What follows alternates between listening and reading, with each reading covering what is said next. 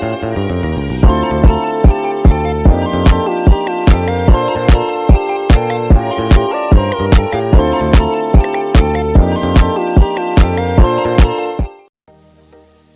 malam semuanya.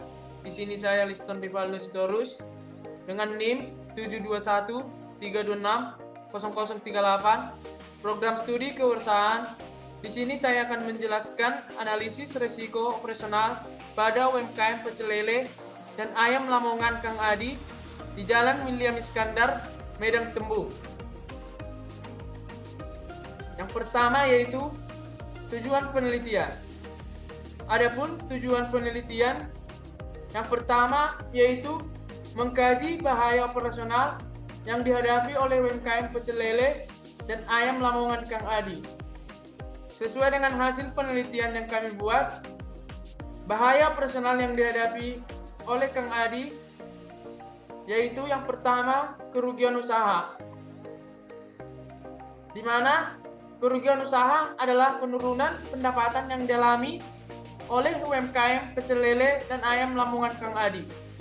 Yang kedua, penurunan kualitas produk, di mana risiko ini berasal dari risiko internal, yaitu seperti kesalahan dalam pengelolaan bahan baku dan proses produksi yang dapat mengakibatkan penurunan kualitas produk, yang bisa menyebabkan hilangnya kepercayaan pelanggan dan penurunan penjualan. Yang berikutnya, adapun bahaya personalnya yaitu gangguan produksi, di mana risiko sistem seperti gangguan pada mesin produksi, pemadaman listrik, gangguan cuaca yang dapat mengakibatkan berhentinya proses produksi sehingga mengganggu kelancaran operasional dan menyebabkan berhentinya proses produksi. Yang berikutnya yaitu kenaikan biaya operasional. Biasanya seperti kenaikan harga bahan baku dan perubahan regulasi pemerintah yang dapat menyebabkan kenaikan biaya operasional, yang ada pada akhirnya mengurangi keuntungan UMKM Lamongan Kang Adi.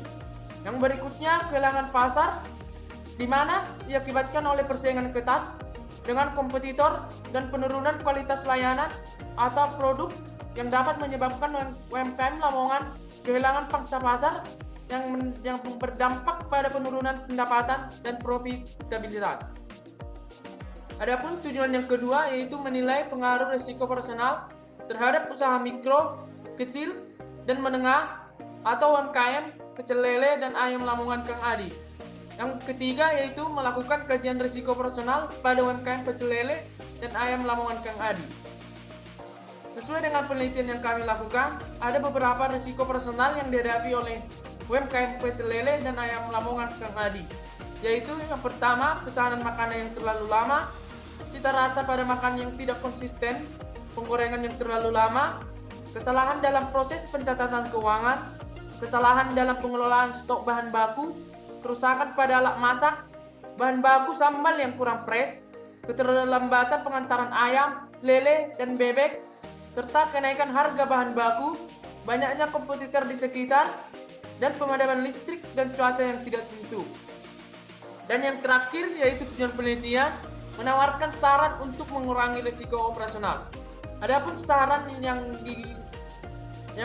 disampaikan untuk mengurangi risiko operasional pada UMKM Kang Adi yaitu dengan mengembangkan sistem manajemen risiko yang komprehensif, memberikan pelatihan kepada karyawan dan melakukan review prosedur operasional secara berkala.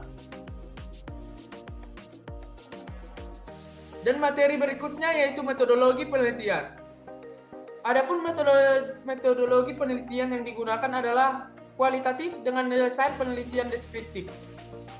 Yang dimaksud dengan penelitian menggunakan pendekatan kualitatif dan desain deskriptif karena metode ini memungkinkan untuk menyelidiki risiko operasional dalam manajemen risiko dengan lebih mendalam dan memahami konteks yang lebih luas terkait UMKM pecel lele dan ayam Lamongan Kang Adi.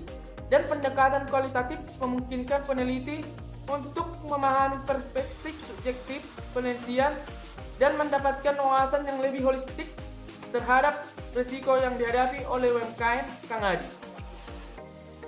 Dan serta mengandalkan teknik kualitatif untuk menyelidiki risiko operasional dalam manajemen risiko dan menggunakan data primer yang dikumpulkan melalui wawancara dan dokumentasi, dan data sekunder yang diperoleh dari buku pelajaran.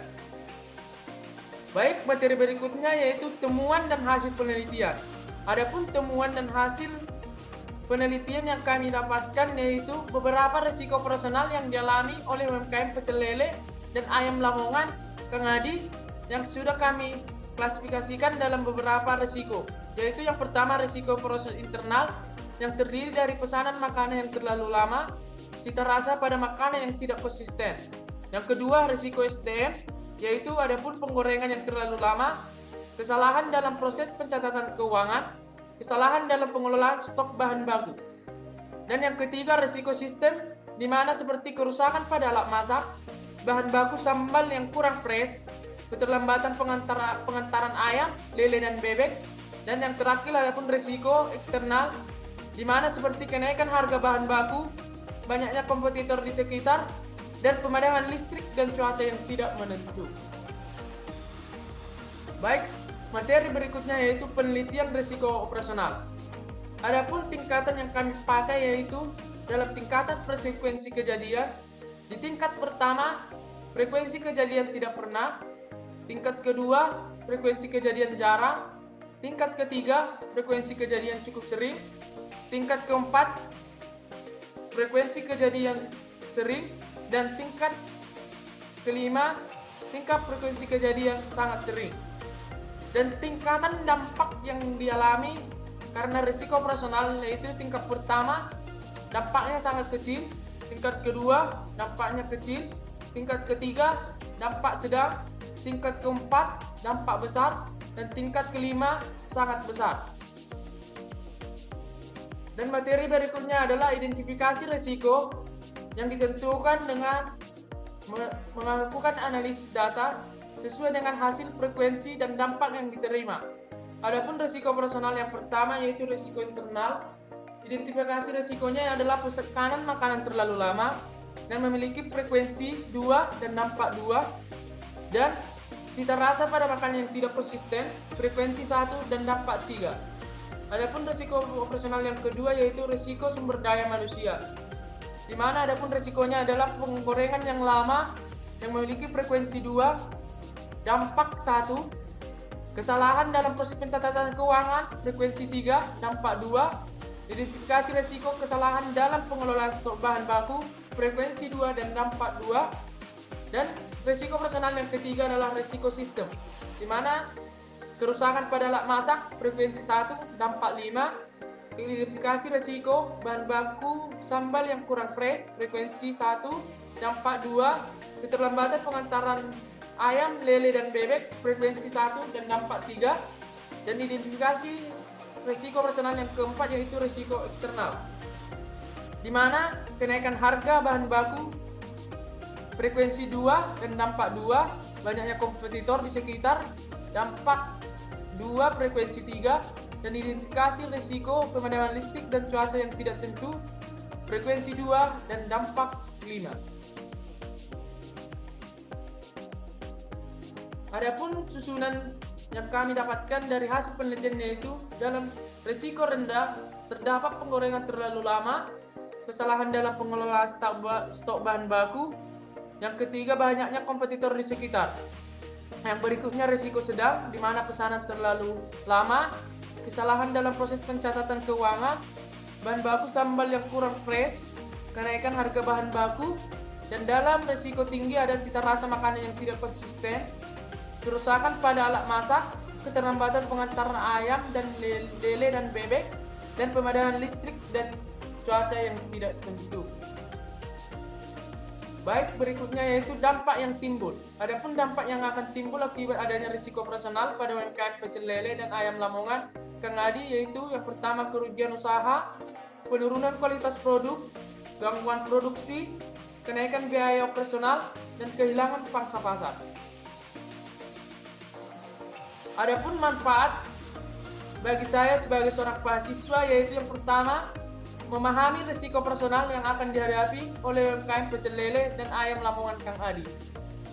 Dengan penelitian ini dapat memberikan wawasan tentang berbagai risiko operasional tentang yang mungkin dihadapi oleh bisnis skala kecil dan menengah, sehingga dapat memahami pentingnya manajemen risiko dalam menjalankan usaha. Yang kedua, belajar tentang strategi mitigasi risiko. Dengan penelitian ini, kami dapat mempelajari berbagai strategi yang dapat digunakan untuk mengurangi risiko operasional, seperti mempercepat proses penggorengan, menjaga konsistensi merasa makanan, dan menggunakan aplikasi pencatatan keuangan. Dan pengetahuan ini dapat bermanfaat dalam merencanakan dan mengelola usaha yang akan dibangun di masa depan. Yang terakhir yaitu menyadari pentingnya sistem manajemen risiko. Dengan penelitian ini, kami menyoroti pentingnya memiliki sistem manajemen risiko yang komprehensif dan menghadapi risiko operasional. Dengan memahami konsep ini, kami dapat mulai mempersiapkan diri untuk mengelola risiko dalam berbagai aspek kehidupan, baik di dunia bisnis maupun di kehidupan pribadi. Baik, berikutnya yaitu kesimpulan. Berdasarkan hasil penelitian, kami menyimpulkan bahwa UMKM pecel lele dan ayam Lamongan Kang Adi menghadapi berbagai risiko operasional yang dapat berdampak negatif pada usaha mereka. Dan untuk mengatasi risiko-risiko tersebut, pemilik usaha perlu meningkatkan kesadaran dan proaktif dalam mengidentifikasi serta mengelola risiko operasional dan menggunakan langkah-langkah yang dapat diambil, termasuk pengembangan sistem manajemen risiko yang komprehensif, pelatihan karyawan, dan evaluasi rutin terhadap prosedur operasional. Dan materi berikutnya yaitu saran. Adapun saran untuk UMKM pecel lele dan ayam Lamongan Kang Adi yaitu untuk terus memperbaiki proses operasional mereka, meningkatkan kualitas produk dan memperhatikan kebutuhan pelanggan. Dan selain itu penting untuk terus memantau dan mengevaluasi risiko operasional yang dihadapi serta mengambil tindakan pencegahan yang diperlukan. Dengan demikian, UMKM dapat meningkatkan daya saing mereka di pasar dan mengurangi potensi kerugian akibat risiko operasional. Dan yang terakhir adalah kontribusi, di mana di sini saya akan membacakan kontribusi saya dalam penelitian, yaitu menyusut konsep penelitian dan menganalisis data serta menentukan hasil penelitian. Jadi secara keseluruhan kontribusi saya dalam penelitian ini adalah 90% dari 100%. Baik, di sini saya akan melanjutkan materi pada artikel kedua, yaitu penerapan prinsip kontribusi dan prinsip subrogasi dalam asuransi pengangkutan laut pada studi kasus PT Asuransi Aksa Indonesia dengan PT Asuransi Buana Independen.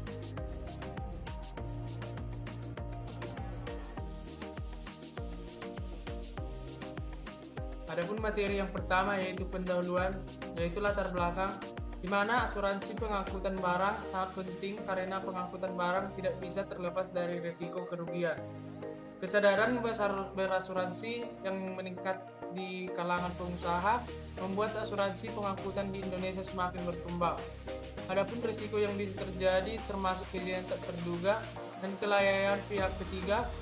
Dalam hal terjadi kerugian karena pihak ketiga, perusahaan asuransi akan memberikan ganti rugi kepada tertanggung dan kemudian menggunakan hak subrogasi untuk menuntut pihak ketiga. Selain itu, tertanggung juga bisa mengasuransikan objek yang sama kepada beberapa perusahaan asuransi, di mana prinsip kontribusi dan subrogasi akan diterapkan. Adapun syarat sah perjanjian asuransi menurut pasal 1320 KUHP, syarat sah perjanjian meliputi yang pertama, kesepakatan antara para pihak, kapasitas hukum untuk membuat perjanjian, objek yang jelas, dan alasan yang tidak melanggar hukum. Syarat 1 dan 2 adalah syarat subjektif, sedangkan syarat ketiga dan keempat adalah syarat objektif. Jika syarat objektif tidak terpenuhi, perjanjian batal demi hukum, namun jika syarat subjektif tidak terpenuhi, perjanjian bisa dibatalkan oleh salah satu pihak. Dan adapun studi kasusnya yaitu penelitian ini menganalisis penerapan prinsip kontribusi dan subrogasi dalam asuransi pengangkutan laut dengan subjek tertanggung PT Santos Jaya Abadi dan pengangkut PT Transporindo Agung Sejahtera serta dua perusahaan asuransi yaitu PT Asuransi Aksa Indonesia dan PT Asuransi Buana Independen. PT Santos Jaya Abadi mengirim 1.803 box kopi bubuk dengan nilai 219.417.000 ke CV Multimandiri di Jayapura menggunakan jasa pengangkut PT Transporindo Agung Sejahtera. Pengangkut menggunakan truk untuk mengantar barang dari gudang ke pelabuhan Tanjung Perak, Surabaya untuk selanjutnya dikirim via kapal laut. PT Santos Jaya Abadi mengasuransikan barang ke PT Asuransi Aksa Indonesia dengan polis nomor MCX 00359127. Dalam perjalanan, truk yang membawa muatan hilang karena penggelapan oleh sopir yang dilaporkan ke polisi.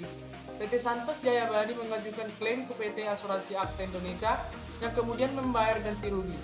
Dan PT Asuransi Aksa Indonesia menggunakan hak subrogasi untuk menuntut ganti rugi dari pengangkut PT Transporindo Agung Sejahtera, dan ternyata PT Transporindo Agung Sejahtera juga mengasuransikan muatan ke PT Asuransi Buana Independen dengan nilai 275.800.000. Adapun permasalahan dalam artikel tersebut yaitu yang pertama, adanya asuransi ganda yaitu polis asuransi dari PT Asuransi Aksa Indonesia dan PT Asuransi Buana Independen.